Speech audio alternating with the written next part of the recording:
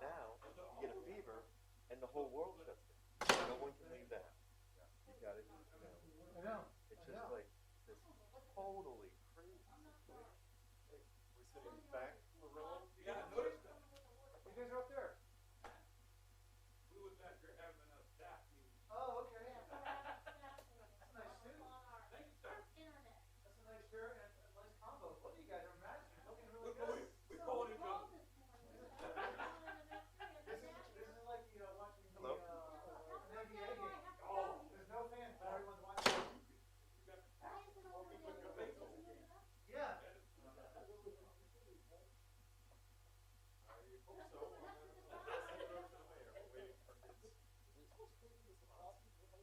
I think those are, we're not up at the dais or No. at the table here. Yeah, so, yeah, looks like, yeah, you're over here. The ring If you guys want to grab a presentation, Okay, that'll work. just wasn't sure how people Wonderful. hand it out, so I'm just gonna leave them. Wonderful. Pick them up. Sit in your own row. Everybody's sitting there. I don't know. Sandra, put your package up there. Yeah, No whispering here. You know, normally. That was a good play. That was pretty crazy. That was a great play. You and I would look like we've come to the hospital. Oh, yeah. right, or you were, were you been in Asia? Ah, yeah.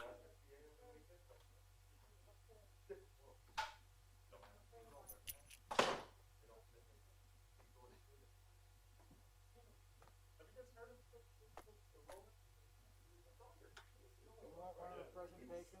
Roman? Yes.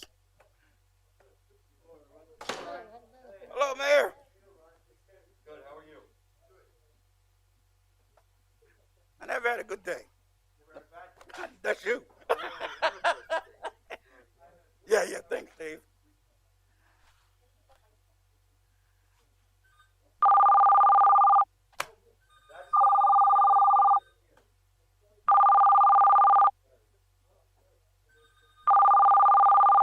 Sorry, man.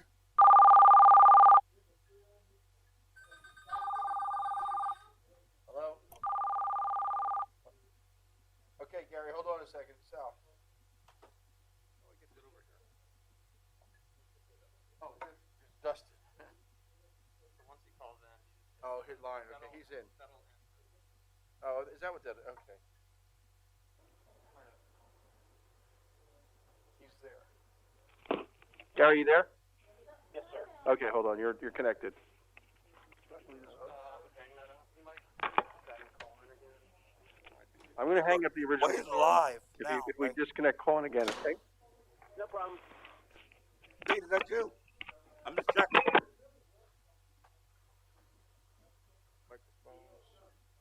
How you doing, Peter?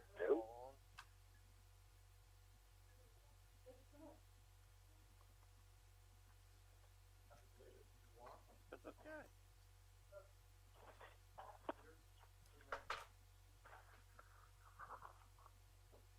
Hello? It's funny now. You have to go in the bank and take your mask down. We can hear you. You're good. It's Gary.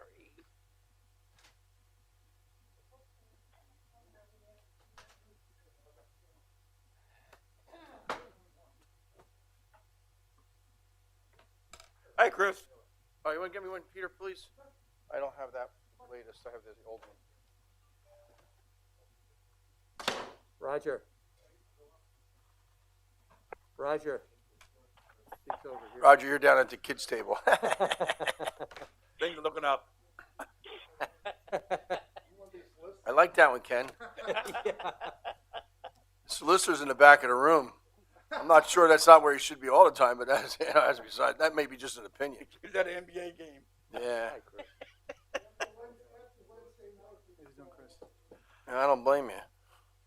Okay, it's after 6 o'clock, so, Mr. Vice Mayor, you're the chairman of the Finance Committee. I'll turn it over to you to introduce our guests. I see Ryan's here, Gary's on the phone. Okay, good. And I'm gonna turn it over. Lewis is gonna introduce him for Yep, me. I don't really know Mark. I don't know. Thank you, Councilman. Couple of things here. We have tonight's committee meeting being taped, so and broadcasted. So we will be placing this record on our website. I think it's an important one, considering the topic, which has to do with our finances amidst this really historical crisis that we're encountering. So just a couple items, and I'll set the agenda. I'm going to just say a few things, just to reiterate on where we're at. Then Mark will come up and address the email that was sent out, which is the budget, just a few items with regards to that. And then we'll turn it over to Ryan Hotstein. And also then on the call, we have Gary Polsini, who are out the city's financial advisors, and will be consulting us through this particular option that we have. Now, how did we get here? Just to reiterate, the administration had the opportunity to meet, I think, just about with everyone, and we reviewed in the last 2 weeks not only the deficit, which, as we have reiterated, it's like an accordion. It continues to expand and contract. That's probably the best way of putting it. The good news is that from March till today, our initial revenue shortfall projections have dropped. The bad news is that we still have a gap at the end of the year. However, the good news is, again, is that we have options and we have tools that we can incorporate. So we talked about the accordion. The second thing that we talked about when we met one-on-one was the various options that we have as municipal managers or as a city. And those options include continuing to cut expenses, so i.e. Personnel expenses. We can also then incorporate some financing options, so we're going to talk about them, restructuring some debt, et cetera. Thirdly, we could also look to depend on potentially the federal government to bail us out. That's not a strategy. I just want to make sure I mention that. That's wishful thinking, and it's not something that we have as right now as something that is necessarily a definitive tool, even though there's a lot of chatter, and I don't want to ignore it because it's out there, but the likelihood of anything coming through that would eliminate that end-of-year gap, I think is highly unlikely, but that's just my opinion. As being a professional and just watching the entire market on a daily basis. and when I mean market, I mean our industry, the municipal industry, and talking to other city managers throughout the state on a weekly basis, and also expert professionals like our consultants. The last piece is borrowing from ourselves, meaning dipping into our general fund. We have a healthy general fund, and we could easily cut that gap, but which would be, in my opinion, another not the optimal solution, and that would be a grave mistake. That would hurt us in the long run for many different reasons. And we can continue to dig a little bit deeper on any of those options. And I reviewed and we talked about at a high level those different scenarios that we have in play. I think one of the best options that we have is a financial one due to a couple of reasons.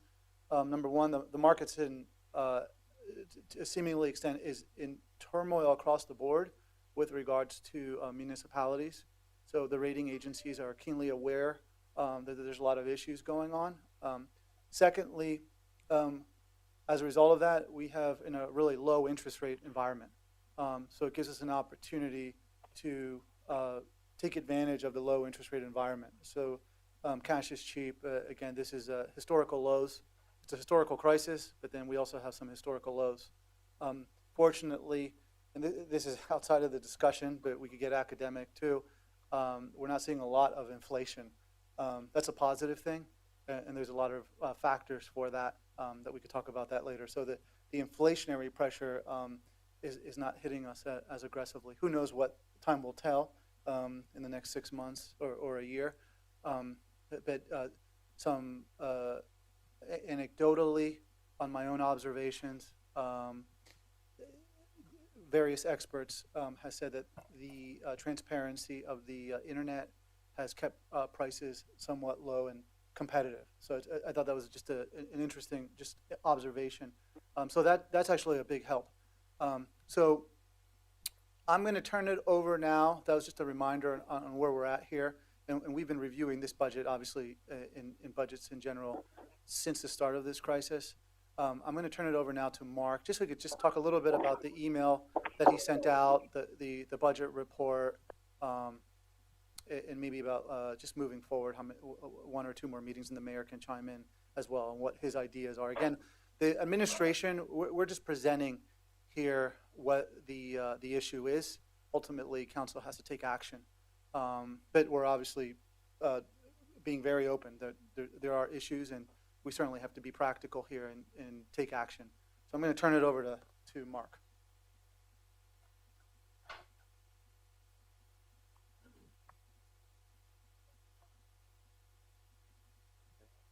This off. Thank you, members of council.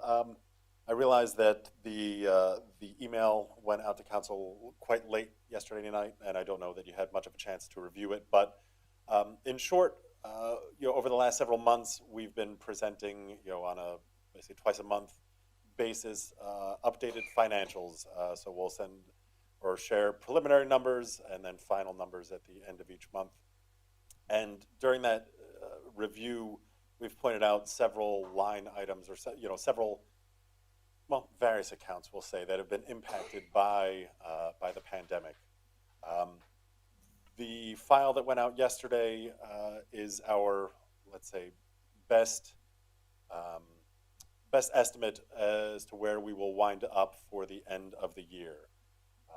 We've taken into account guidance from our directors as far as input that they've had on their departments, what they foresee coming down the next several months, as well as the trends that have come through thus far.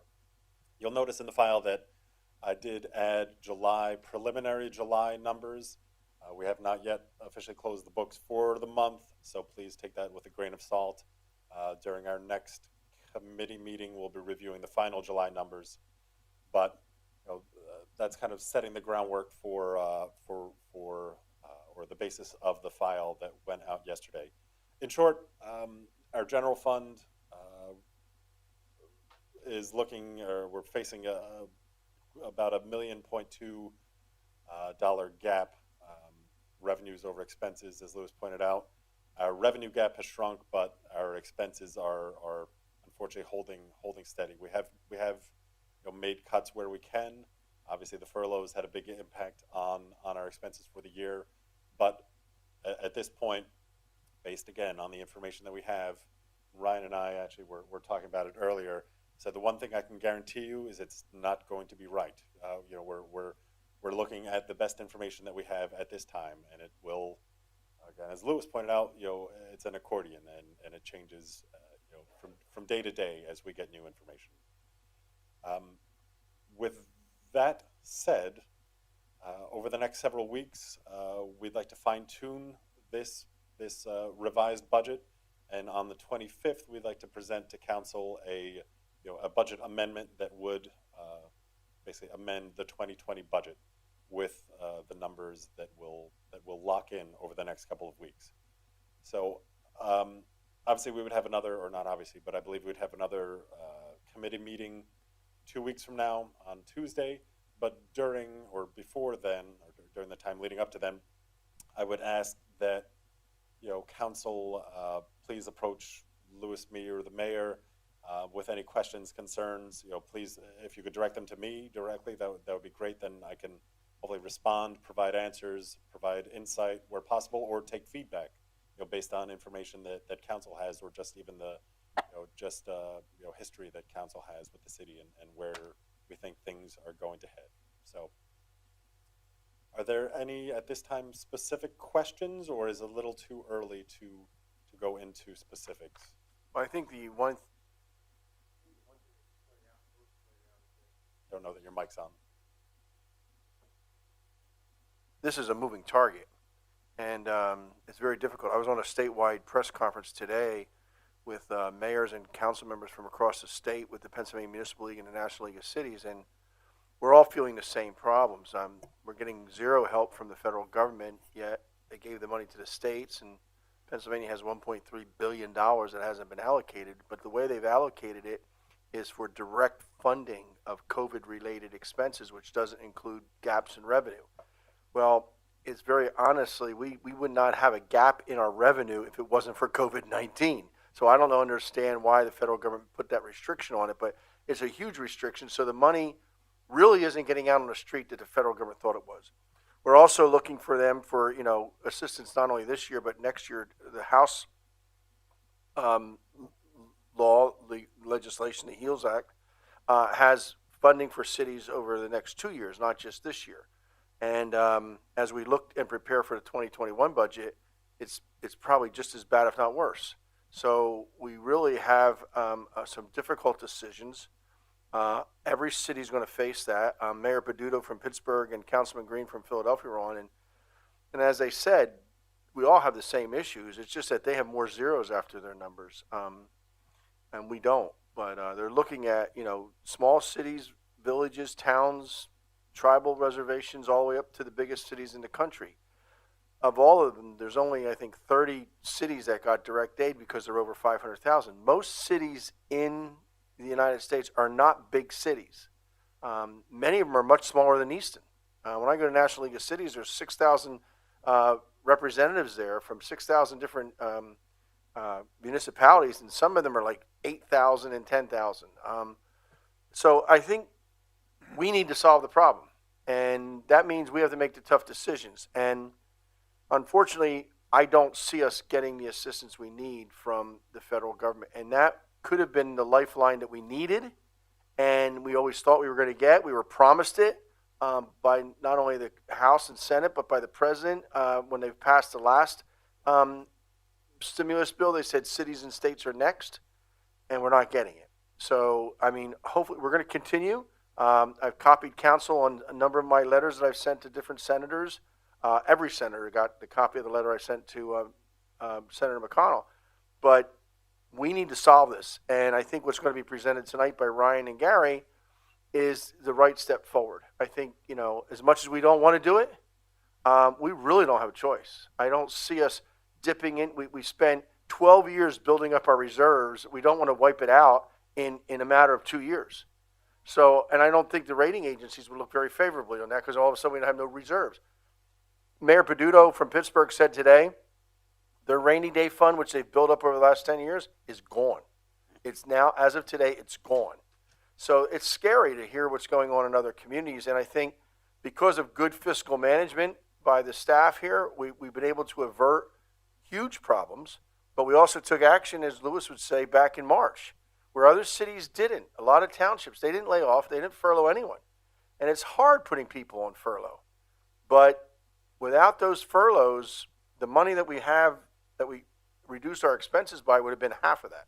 So it's not easy. When 75% of your budget is fixed with salaries, wages, and benefits, this is where the cuts have to come from. And every mayor and council member, local official on the call today basically told the press that you're going to see layoffs of firefighters, police officers, emergency responders, all across the state and the Commonwealth and all across the country. So the news isn't good, but I think what we put together here with Ryan and Gary as assistants, I think is a way out. That we can work our way out of this. We have to spend it. When Chris is here and our controller, when we went through we took office in 2008, went immediately into the biggest recession since the Great Depression. That took a lot longer to get out of. So they gave us and Ryan will remember the smoothing of our MMO. Next year we have a $900,000 increase.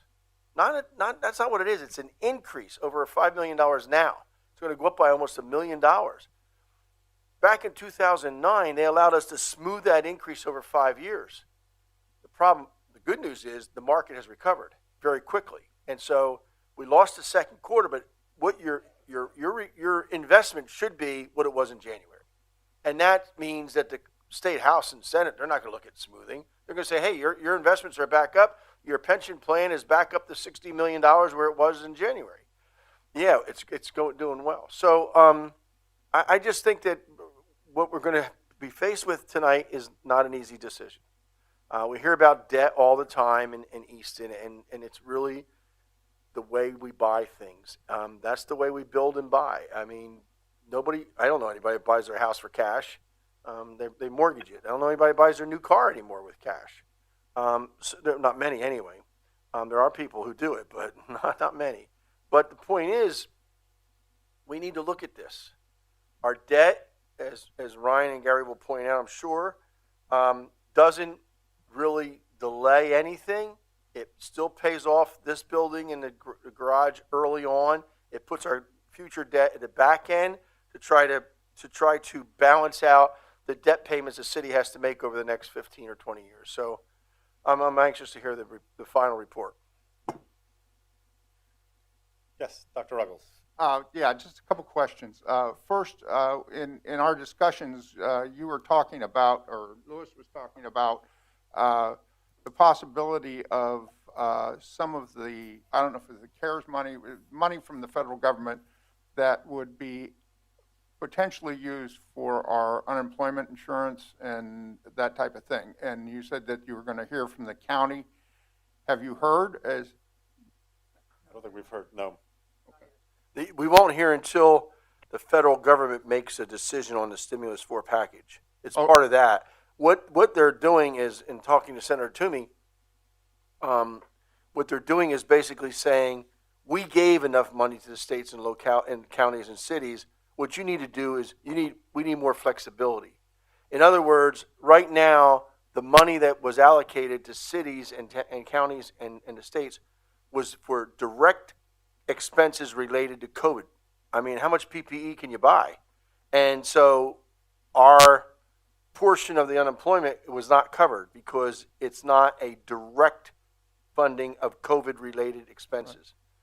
Right. I mean, that's really splitting hairs, but that's the problem. That's a good question. Just to quantify it, though, it's about, I'm going to round it, about a $250,000 that in healthcare, what we're talking about. Right. Unemployment in healthcare, there's a gap that wasn't subsidized initially by the first CARES round.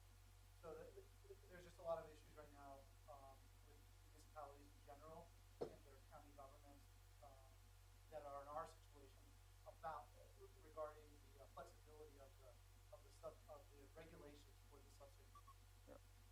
So, well, my concern is this: is that we're talking about, okay, you're going to present a new budget to council.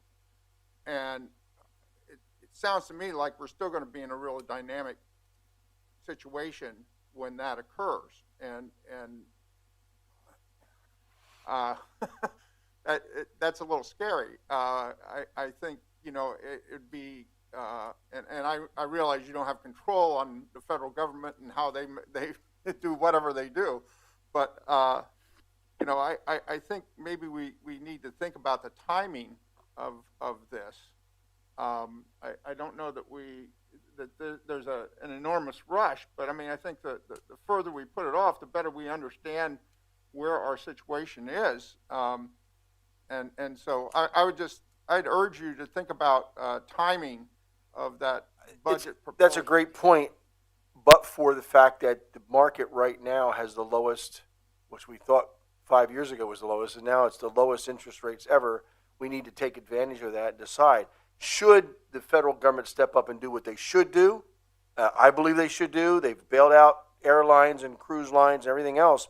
They haven't bailed out cities, and our residents are their constituents as well. Then I believe we would have that additional money to make a decision at that time. For example, we know that we would like to do more for homeless prevention, rental assistance to our low, moderate income families. I know we'd like to do more for the homeless population that's growing. Maybe what we could do is then look at the funds that come from the federal government and make those decisions as to what that money should be used for. Some of it should be put back in for next year, because our budget next year is not looking any better than this year. But should we get a lot of money, I think you're right. We should then make a decision on what to do with that money. But I think, as Ryan will say, we're coming up on a deadline, not just because of the 4th Street garage, but because interest rates are at historic lows. And so we need to make some decisions about the debt, even though we still, and well, I'm not going to steal his thunder, but what he's recommending, but I think if Ryan says, if Ryan gives his presentation, we can discuss it. I think it's a great idea. We can never have too much money. We can never have too much. We can only find needs for it. So I apologize. I did not get a chance to really dig into the information that you had sent me. But in our discussions previously, one of the things that I was concerned about was, while you guys have done a really good job in controlling expenses, I think that we haven't paid a lot of attention to revenues, or the revenue side of things. And I think that there's potential there as far as revenue is concerned. And we talked about Hearst in our discussions. And is that going to be integrated into the budget so that we have a little bit better idea of what the potential shortfall is, or is that not in the numbers that we just received? That is not specifically built into, so like a Hearst, for example, is not specifically built into the projections that we presented. Why not? Because we don't have any definitive answer, I guess, on when they're going to open up, so to speak. So until I see something in writing and they're actually signed up to start paying, at least from a parking perspective, start paying their monthly fees, I can't consider that. So, and a little bit more than that. I've had discussion with their executives, and they're non-committal per se right now on an exact date. And because of the COVID situation, they still may have a lot of remote workers, et cetera. So I think that's in flux. Now, are they moving ahead bullishly on the on their building? Yes, but with regards to the employee, that's a question mark right now. Okay. So we didn't factor it in. I can't, unless it was a definitive. I would put that in there, but I can't. Okay. Well, the other suggestion I would have is to look over the revenue side of the budget and see what items in there that we may be able to enhance either collections on, or whatever it is. We had discussed the trash and sewage bills, and I'm not sure how those are progressing as far as collection is concerned, but that's another area that I've had some concern on, because we haven't instituted a penalty for people. And I mean, if people see asterisks in the penalty box, they're just going to let it go, you know. And so that I don't know where we are with that. And so September 1st, that decision was made today. September 1st, penalty and interest will be started charging again, and water shutoffs will begin again. So we'll use the rest of the month of August to warn people, and hopefully that, as we talked about this morning, hopefully that will bring some additional revenue in for those people who aren't paying because they have the money, but they just feel there's no penalty or interest. Why should I pay right. it? Mhm. But we are, September 1st, penalties and interest gets added on again. Just two quick things. Number one is, as you all know, because you voted on it and passed on passed on the contracts, we do have some new systems in place down in finance, and I think it's appropriate in the near future to report on them. The new systems will help us out with collections. It's, you know, overall big picture, just adding more technology and automation, if you will.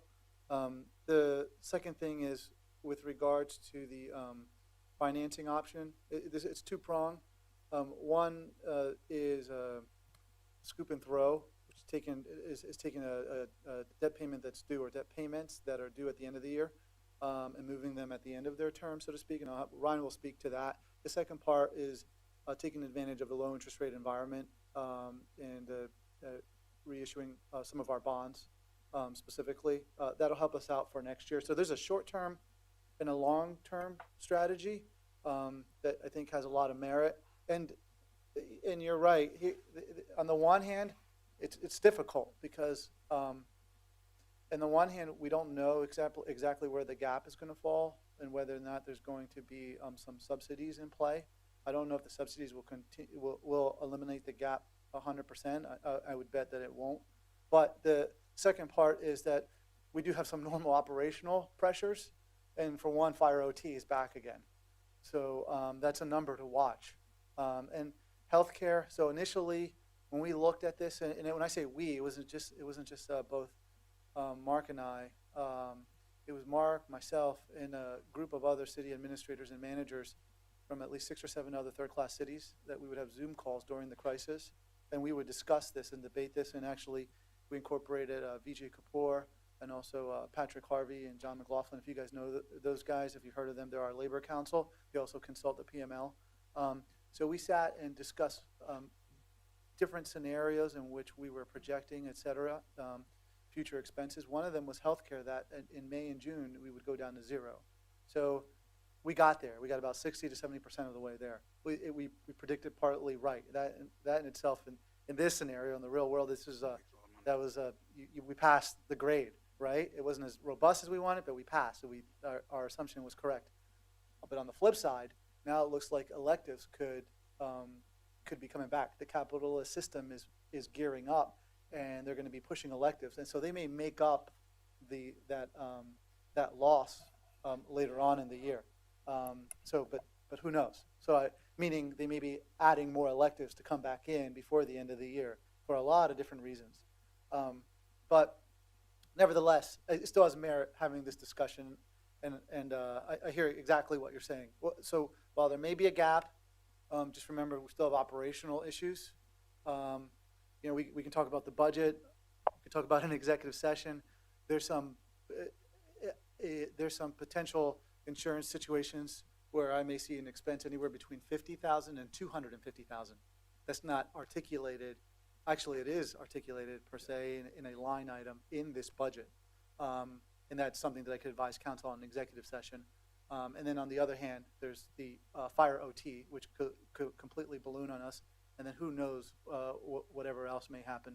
And just as an update, Just say the Fire OT is due specifically to injuries. yes, yes, it is. And then the last thing, I'll backtrack here. I'll take a step back.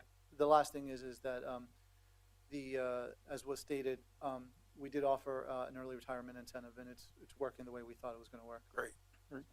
That's exactly it. Great. Yeah. A handful. Partial handful. Yeah. Mr. Brown? Yes, thank you.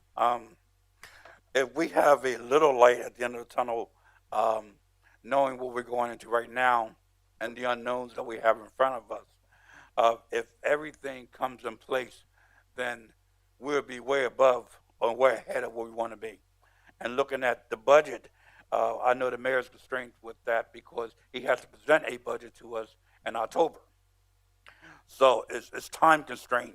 And the caveat of that is that we have an option in there in front of us to be able to amend that budget if things turn out the way we are, because we only seen a little impact. Let's take the casino. We've seen a little impact of what can happen, but that number can also fluctuate and go up again for us. So if we look at the positives, we got some things to look forward to too. Very true. If there are no other questions, then I'll turn it over to Ryan and Gary. Okay. Gary, you're on the phone? Yes. Okay, just want to make sure you're still there. All right. Good evening. As Louis said, my name is Ryan Hottenstein. I work with Financial Solutions, and Gary and I work together as municipal advisors throughout the state of Pennsylvania.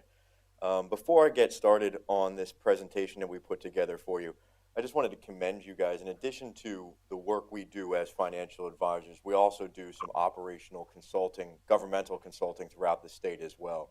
And the fact that you are taking a look at your budget, you are looking at what your projections on revenue and expenses are, and you're making those adjustments and appropriate budget amendments throughout the year really does speak to best practices throughout the state. And plenty of places we go, they do not do that. So the fact that you guys are being proactive and taking those steps and dealing with what you can actually control to make realistic changes to your budget is really something to be commended. With that said, if we want to take a look at this short presentation that you have in front of you, the purpose of this presentation really tonight is to go through a few different things. One is to give you an update on current market interest rates, and also taking a look at your existing debt portfolio, what that looks like from an expense perspective for the city on an annual basis. Then also taking a look at the potential to restructure that debt service that you have right now. And as well, even though we are going through all these uncertain times in COVID, you also have additional capital needs because the city will continue to operate. People will come back. You do have other capital expenditures that are needed. Can I move you Sure, over? absolutely. Oh, absolutely. Go ahead. In addition to continue the economic growth in the city of Easton, in the needs of a new parking garage.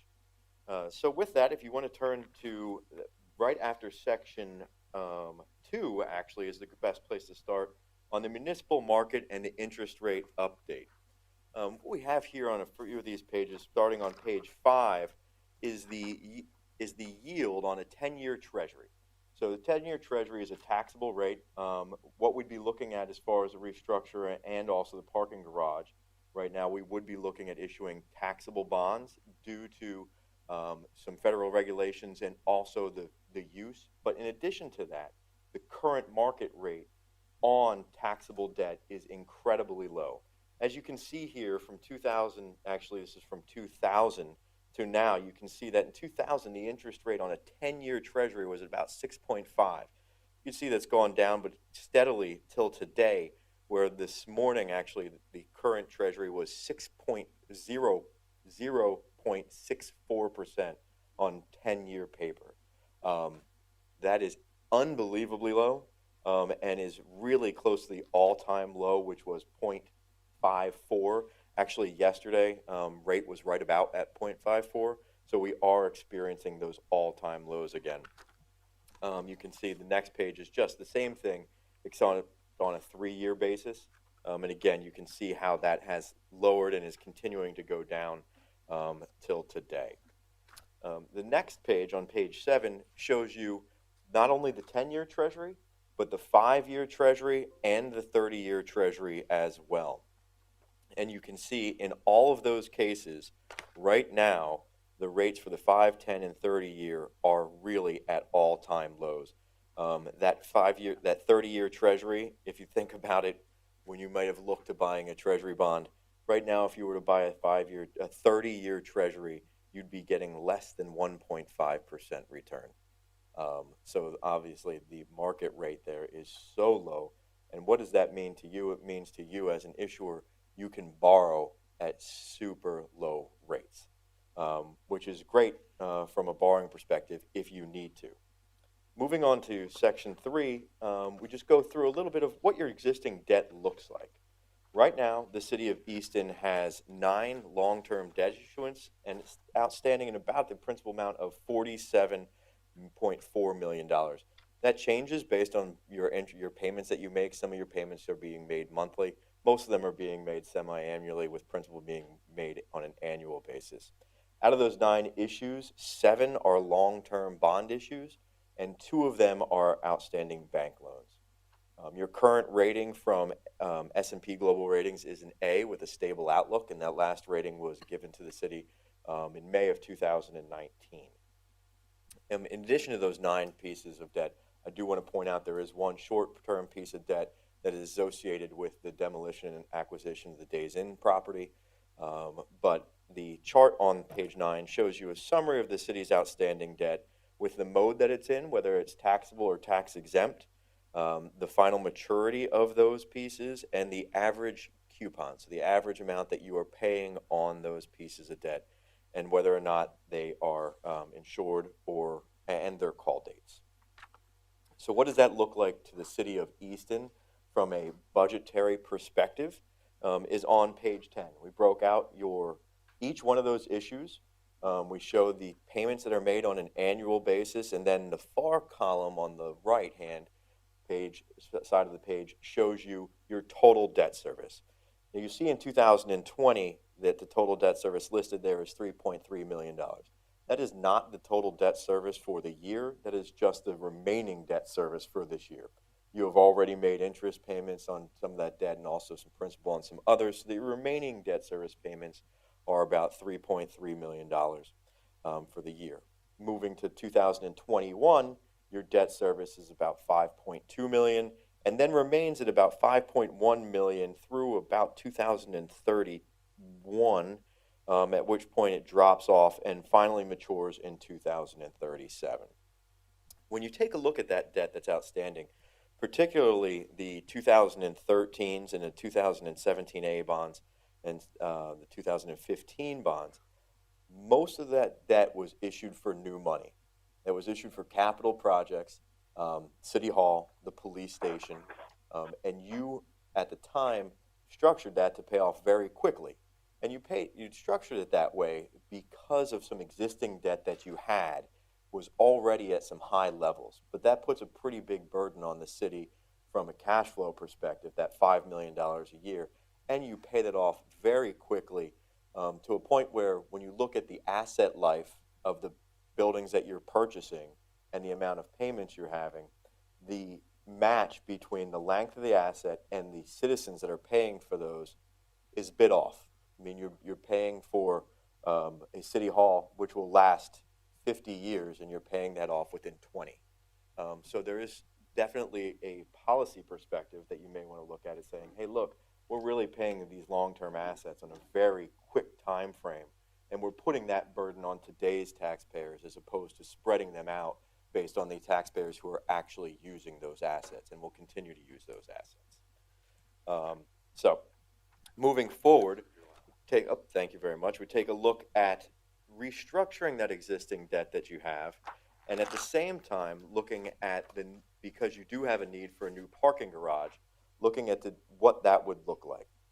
So what we had presented here was taking a look at issuing 2 pieces of debt.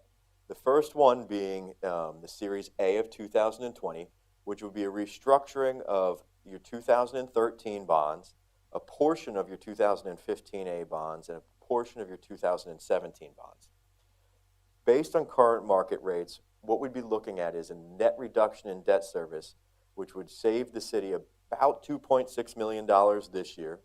So you would have that relief in 2020, and then approximately $1.2 million in fiscal years 2021 and $1.1 million in fiscal years 2022 through 2030, giving the city some flexibility to see what other needs it can address in its budget, but also gives you that ability because while you're facing COVID issues today, those COVID issues are not going to go away for 2021. Those unknowns are going to continue for some time. I know that the president would very much like to see a V-shaped recovery and continuing to tout that. However, most pundits and most experts in the field are saying that recovery is going to take a longer time. So your revenues on taxes are going to be strained for some time. So giving you the flexibility, not just in this year to build a little bit more cushion, but in future years may be a prudent thing for you to consider. The one thing that I would also like to add to that is in order to receive those cost savings from a budgetary perspective for this year, you really need to close that transaction prior to November 1st of this year, because after that is when your debt service payments become due. So if you don't make that, if you don't close before those debt service payments are due, you will be making those out of the general fund and you won't receive those savings for 2020. Then taking a look at the parking project, what we're saying is, okay, we know that there's a need for parking. We know that we have to replace the garage. And how does that fit in with the city's overall financial performance and overall debt service expenses? So what we took a look at was restructuring that portion and then wrapping the new parking debt into your overall debt portfolio and taking a look at what that does to your parking, to your overall debt service costs. And assuming that you're funding $12 million for a parking garage and also some capitalized interest while that parking garage is being built, we would be looking at an all-in rate on that new debt from at a taxable rate of approximately 3.12%. So obviously that is still an incredibly attractive rate. And that includes the fact that in this case, we're wrapping that debt service. So a lot of that principal is maturing in the back end where rates are higher, and it's still projected at 3.1%. And so really, what does all of this mean to you from a cash flow perspective? If you go to page 14, we can show you the comparisons and what that impact would be to you. So on the second column from the left, you'll see your current debt service at those numbers we discussed before, $5.2 and $5.1 million. Then in the columns directly to the right of that, in the orange, you'll see your refunded, your refunded debt service in that restructuring. So what we did was we took a look at that, we restructured that, we lowered that debt service from $5.1 million to $4 million a year. We pushed it out a little bit in 32 through 36, but kept your overall debt service level and still pay off all of your debt by 2037. So within 17 years, you're still completely out of debt, and the asset life matching is better between the city hall and the police and the length of the maturity on the debt service. You can see there that would save the city the $2.6 million in 2020. From a cash flow perspective, you're looking at about $1.2 million in savings, about $1.1 million through 2030 from a budgetary perspective. At the same time, then you can see we added in the parking bonds in the column, the blue column. And what we're doing there is we're structuring those parking bonds in a way and wrapping them in to achieve overall level debt service from the city after the issuance of that new money portion as well. And you can see that number then goes to $4.4 million in 2023. But that is still a reduction from your current amount of debt service of about $700,000 a year in the out years. And in the next 3 years, you'd be saving the 2.6 this year, you'd be saving 1.2 in 21 and 1.3 in 2023.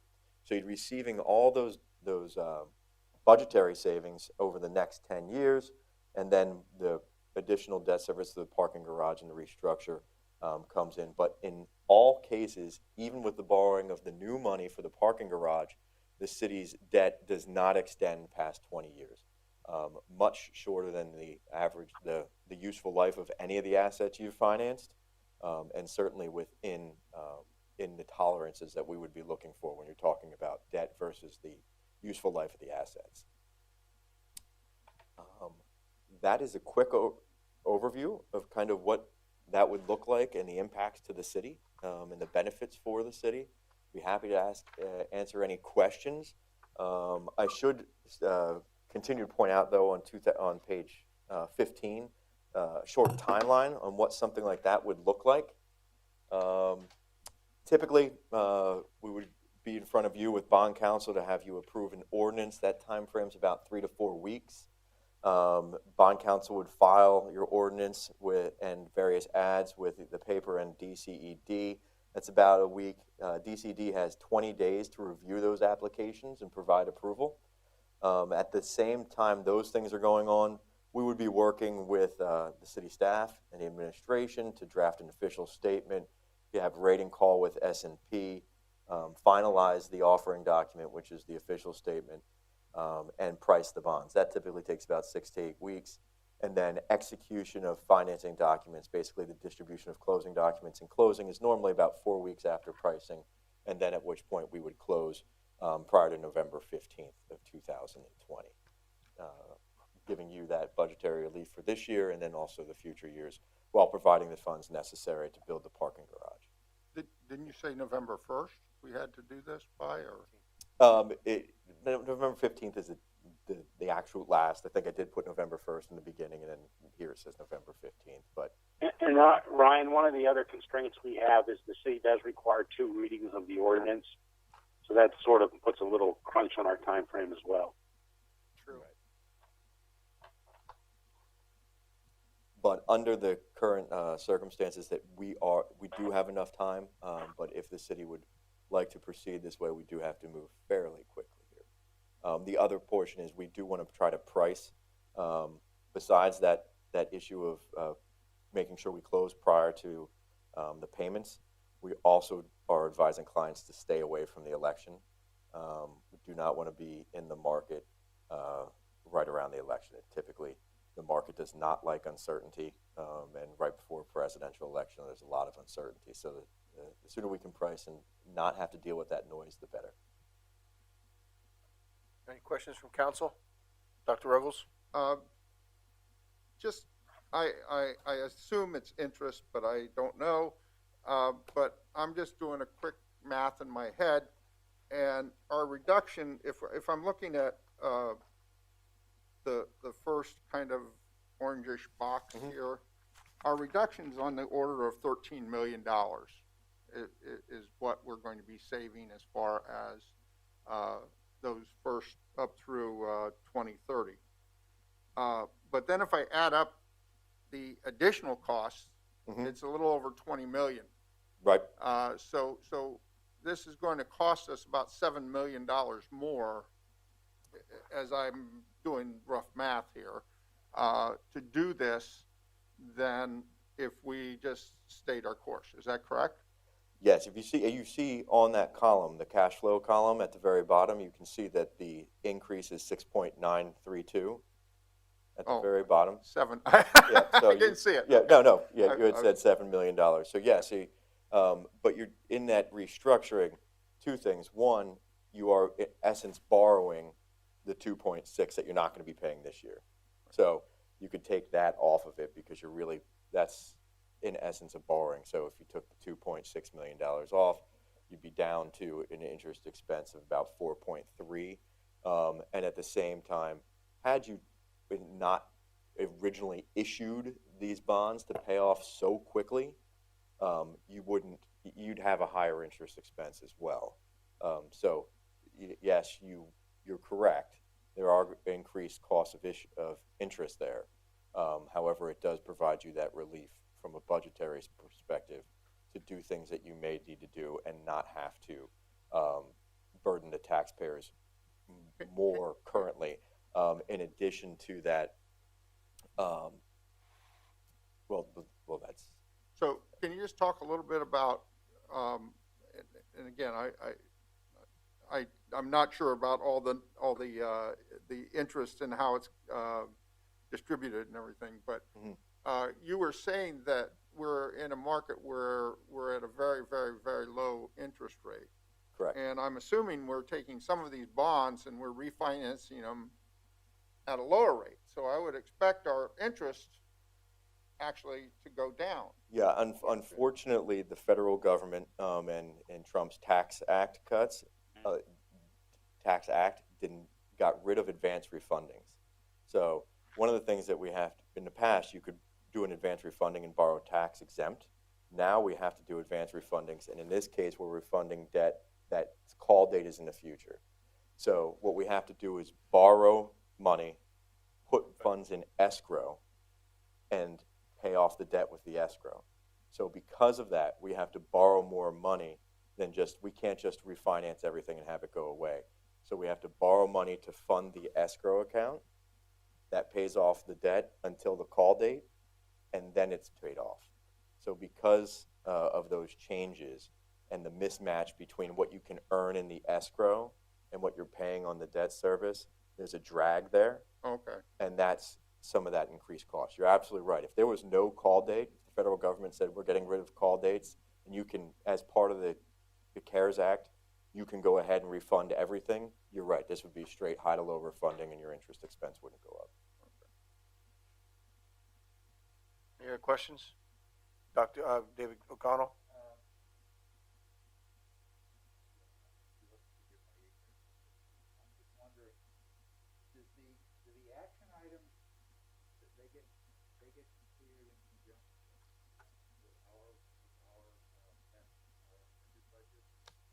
They would get done at the same time. So, I mean, as you're moving forward and you're seeing what we're doing and what it's going to look like, you could then say, okay, we're looking at your budgeted amendments and make changes to your budget, but they can happen simultaneously. They don't have to be, one doesn't have to happen before the other.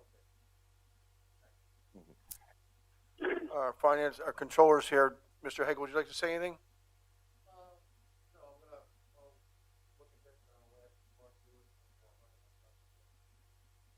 Thank you. Thank you for being here. Gary, you have anything to add from up above? Just the one, just the one thing to add. First of all, as you mentioned, a lot of cities are going through this, a lot of counties, etc. So we're seeing this in a lot of municipalities. The difference being, I think, at least the benefit for Easton is, as you know, in the past, with the local unit debt act, you can do a wraparound debt, and that's what we did in the past to limit the tax liability. The tax liability to the taxpayers of Easton, and as a result of the way the city's debt was previously structured, it allowed us to pay off things very quickly. The negative of that is obviously people that are in the city currently are paying for the asset versus people that may experience the benefit of those facilities in years 18, 20, 21, 22, etc. So as a result of the low rates, we can now level your debt out, still get debt service savings. Yes, it will cost you a little bit of interest, but now you're matching the life of the asset to the life of the bonds, and the citizens that derive that benefit will pay over the life of the project. So luckily, the bond market loves bad news and likes when people suffer, so we got low interest rates. Yeah, I guess that's the goal. That's the golden lining of the COVID crisis is we do have extremely low rates and allows us to get some relief. Yeah, and one thing Gary mentioned, and I had meant to mention earlier, is that this is certainly not something that City of Easton is experiencing by itself. There are a number of municipalities throughout the Commonwealth and the country who are having to do the same thing because of the COVID issue.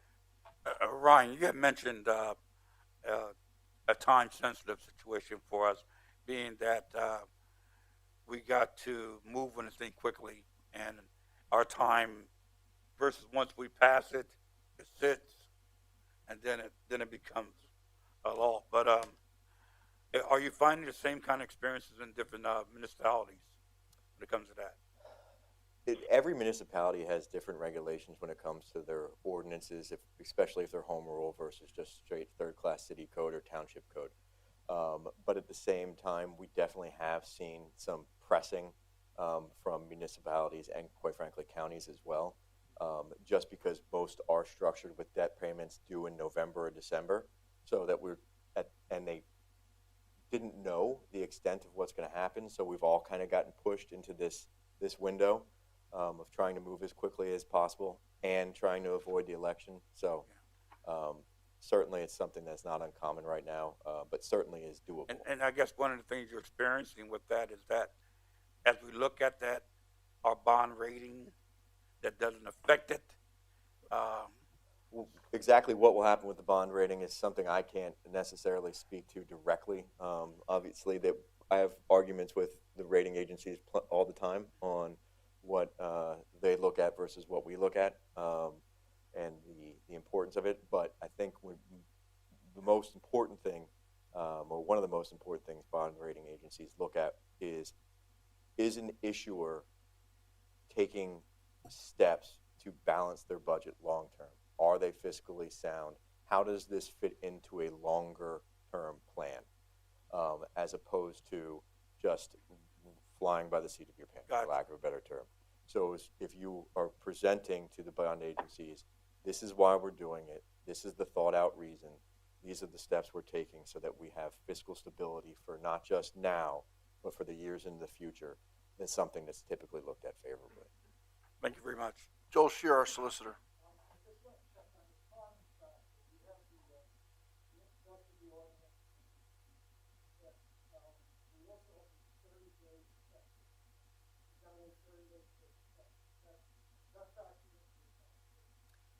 I don't believe I have factored in the 30 days effective into the timetable. However, given the two readings and that 30 days, we have enough time if we were to start.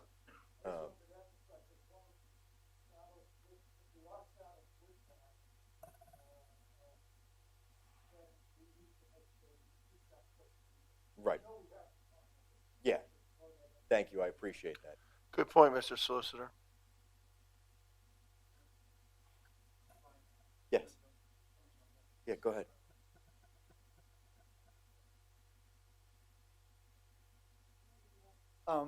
The only other I'm thing, within- since we're speaking Our code, real high level here, Not this meeting. when we think about putting this puzzle together, we still don't know, and I'll just reiterate this because we said it, but we still don't know what 2021 looks like, which is it's definitely a concern. And obviously, this is getting to today's budget presentation delayed us internally from getting to the mayor's internal budget presentation, in which the CA typically delivers by September 1. I already told the mayor it's going to be delayed. But, we're going to meet the deadline for October. So we have to then think about what next year looks like. And that's the million-dollar question. And so, but when we think about this strategy, and we think about pushing out those final debt payments, that money, that cushion, if you will, that provides, should be looked at as a potential additional savings or even bailout, if you will, if things get really bad next year or in the beginning of the year. So it's something to consider. You could restrict those funds, in other words, that's what I'm saying. And you could use it just specifically for some sort of rainy day, if you will. So that's all I want to say. Now, you could be creative, you could do whatever else, but that's a suggestion that we've been thinking about internally, because the question is, how do we forecast next year? Where do we even start this budget?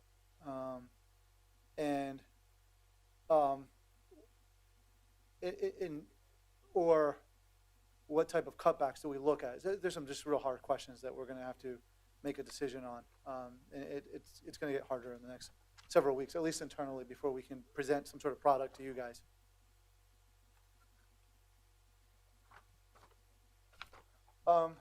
No, well, Ryan just had mentioned something. I just want all of council to know that, part of the job here is not just thinking on a day-to-day transaction. We do think out, as you know, via the charter, at least 2 years out when we submit a second budget sometime in December. And it's a lighter budget, it's a forecasted budget. But in our particular situation, we are eyeballing 2023, 2024, and that's when the KOZ sunset. And we also are taking into consideration the LRTAs, which add tax revenue. So there is a focus or some strategy, and there's things that, obviously the MMO forces us to think in 2-year intervals. And as you all know, the MMO payment is going to increase by $900,000. And then our collective bargaining agreements are fixed costs that are set into the future. And that's an unknown right now that we're negotiating. And so there's just multiple variables. I'm going to tell you, I don't see how we can get out of not restructuring our debt. And the big question is, I also don't see how we can get out of not pushing out this debt payment out into the future. But that's just my opinion. And obviously, there's a. Oh, it's certainly my opinion as well. Yep, Roger. Does this refinancing, does that take out the possibility of what you described to me as a scoop and throw? Because I noticed the 2.6 is the first line item in 2020 here in this. So in essence, we're taking advantage of that 2.6, and we don't have the option of that scoop and throw that you were previously talking about? Well, there's two things. Number one is, I think yes, but I'll let Ryan answer it. And depending which part of the state you come from, in case you guys don't know, out in Pittsburgh, I think they say scoop and toss. Out here we say scoop and throw. That's what I told Bond. Soda versus pop. That's what I told Bond Council. So anyway, I'll defer that to Ryan. That 2.6 there that you see in 2020 is the scoop and toss. Okay. And that was part of the point I was making with the additional expense. That's basically the payment of it. And the city council ultimately will make a decision on the 1.4 million that'll be left of that ability, the 1.2 to pay off the debt from this year, the revenue gap, I shouldn't call it a debt.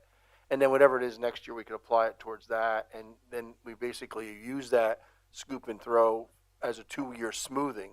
So by 2021, we're out of this thing, or the end of 2021, we're out of the COVID. I wanted to say something that I think, we get a lot of, we certainly get a small group of people who really don't understand municipal finance. And we get them to every meeting saying all we care about is the developers, pantos in the pockets of the developers, all these stupid things. And what's going to get us out of this is really increasing our population, increasing our taxable properties. It's the only way out. We destroyed the heart of this city, but we also destroyed the courthouse area. We destroyed the Canal Street, Stewart Street area, Nesquehoning Street. All those areas where we now have vacant land should be taxable. They were taxable properties back in the 60s. You keep reducing that and not building anything that happened here for 50 years, and your taxes just go through the roof.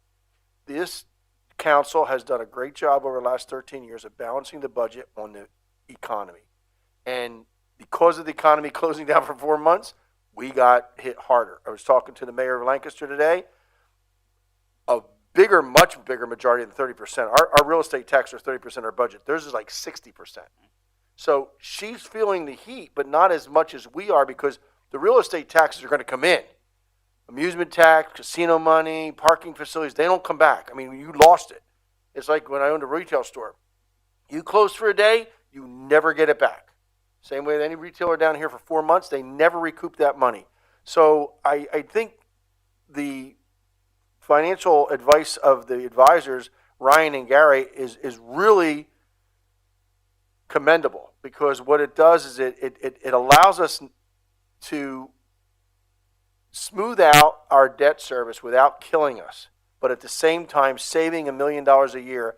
And by 2030, this city should be a much better position, because 2024, this budget will look a lot better. Think about, you just asked about Hearst, Dr. Ruggles.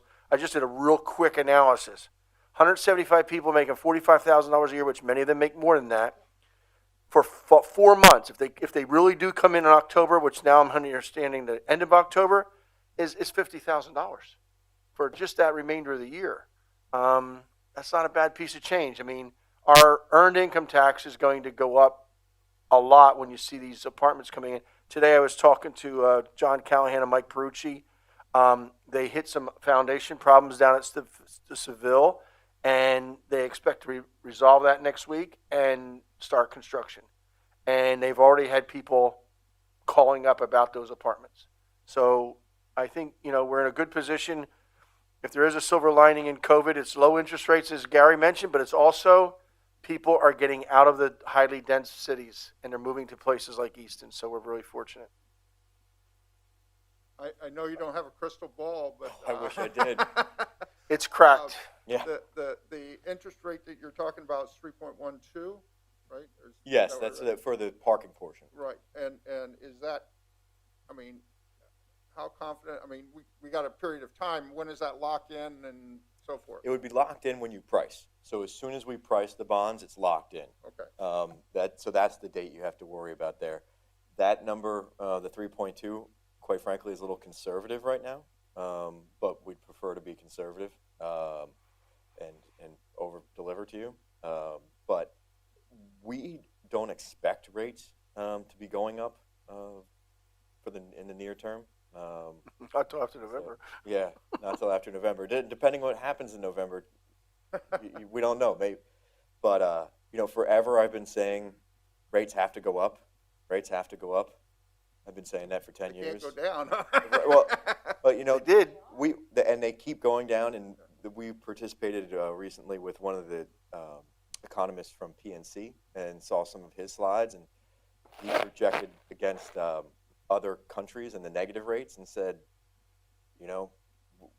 there's options out there if they really had to. So I think for the time being, rates are pretty stable. When I say that, next few months. So you think our lock-in time would be before the election, or? I would definitely want to price before the election. Okay, Yes. okay. Mr. Hagel?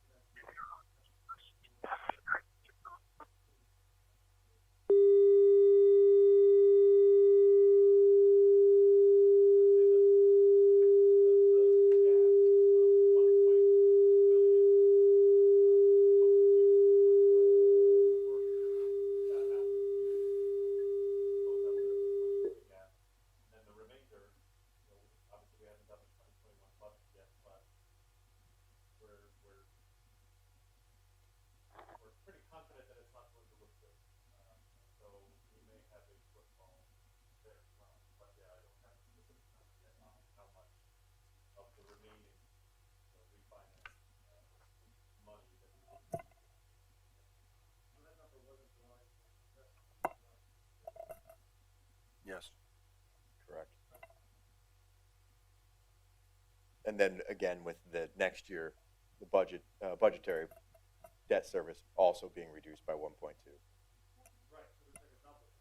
Right. And that 1.2 is being eaten up by the $900,000 increase in the MMO. But it's still good news. I mean, fortunately, this really does help us with the increase in MMO, because I don't know where that money would come from. I mean, that's a huge amount of money. Chris, you might remember back in, I think it was 2006 or 7, went up like $2 million, the MMO. Yeah.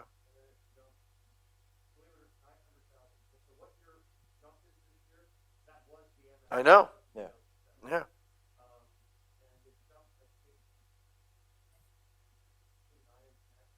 It's when we put the non-resident earned income tax in.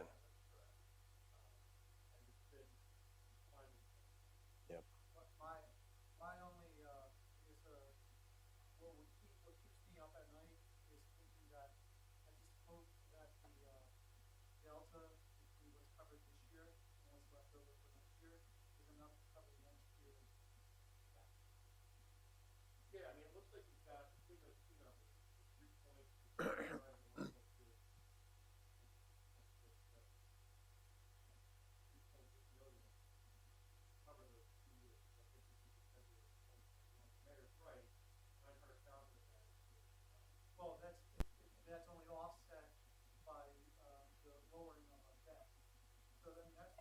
Right, there's another $1 million less. So you're still gonna have the gap, and you have the contractual issues with the collective bargaining.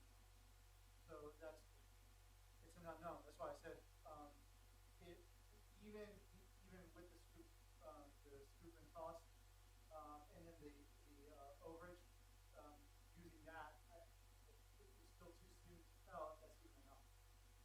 We expect some tough decisions this budget. City council that has been on here since 2008 knows that we have had pretty easy time going through the budget hearings because we don't call for any increases or tax increases or fee increases. It's pretty easy to approve a budget. Makes it much easier. But when the city's going to come in next year with possible large amount of layoffs, et cetera, tough decisions are going to have to be made. And If you don't know already, I mean, it should come no surprise that we're working for 0% increases across the board. You know, it's tough time. go ahead, Chris. Sure.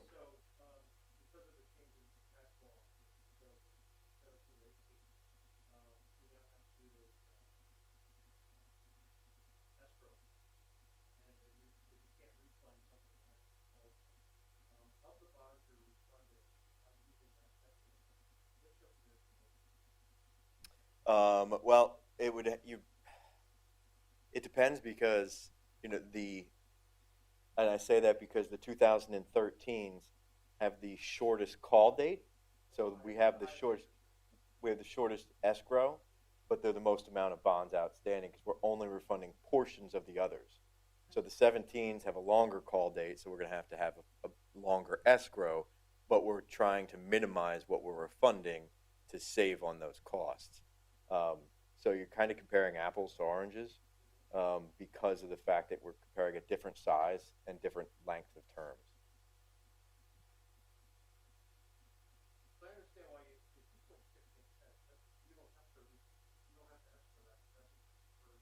That's correct.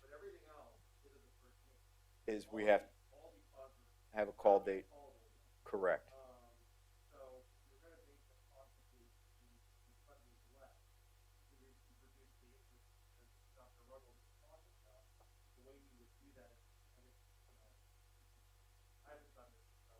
Sure.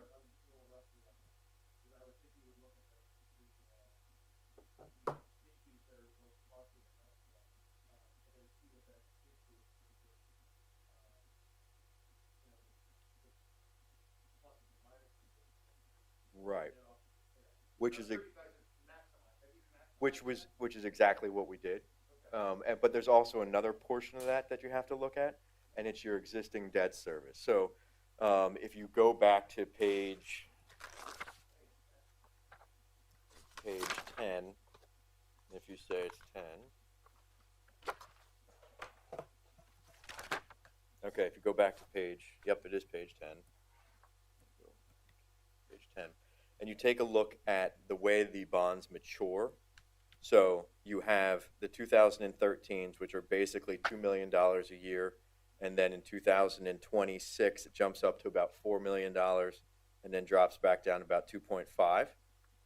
So the reason we're taking those 13s out is because, one, that's a large portion of your debt service, has the shortest time frame till your escrow date, till your call date, and then as well has bigger blocks of maturity so that you get that benefit of being able to restructure. When you take a look at the 15As, yes, there might be some other things that are available that may have a slightly less cost to them, but you can see in order to get that benefit of the restructuring and lowering your debt service, the payment on the 2015 As in 29 is $4.3 million by itself. So in order to lower that debt service amount and provide the room to level your debt service at the $4 million level, you have to take a portion of that maturity out. And then you can see the same on the 17As. Because the 17As have the lower debt service through 2031, and then they have those big bullets of $5 million and $3 million. So in order to restructure your debt and get it to a level $4 million, you have to address those you have to address those payments. Because if you don't restructure them, you can never get below those numbers. Right.